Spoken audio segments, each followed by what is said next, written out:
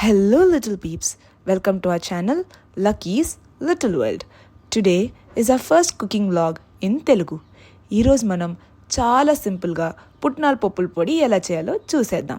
పొడి చేసుకోవడానికి ముందుగా మనకు కావాల్సినవి 2 కప్పులు పుట్నాల పప్పులు, 1 కప్ ఎండు కొబ్బరి, 1 కప్ ఎండుమిర్చి, 1/2 కప్ వెల్లుల్లి రెబ్బలు, 1 టీ స్పూన్ మెంతులు, 1 టీ స్పూన్ జీలకర్ర, 1 టీ స్పూన్ కల్లుప్పు.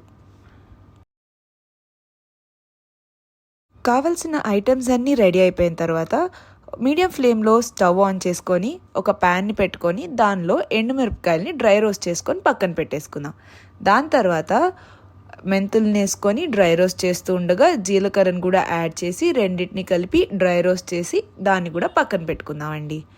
దీని తర్వాత కల్లుప్పు తీసుకొని అది కూడా కొంచెం డ్రై రోస్ట్ అయిన తర్వాత ఉన్న ఇంగ్రీడియంట్స్ అన్నిటిని మిక్సీ జార్లో వేసుకొని మంచిగా పౌడర్ అయ్యే వరకు గ్రైండ్ చేసుకున్నామంటే మన పుట్నాల పప్పుల పొడి అయితే రెడీ అయిపోతుంది.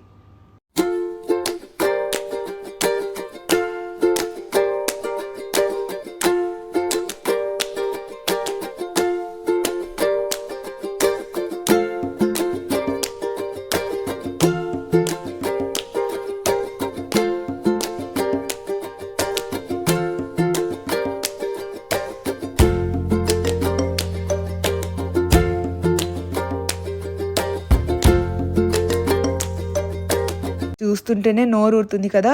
అదే వేడి అన్నంలో నెయ్యి వేసుకొని కలుపుకొని తిన్నామనుకోండి, వేరే లెవెల్ టేస్ట్ ఉంటుందండి. I hope you guys really found our video interesting. Please like it and share it and do subscribe to our channel Lucky's Little World.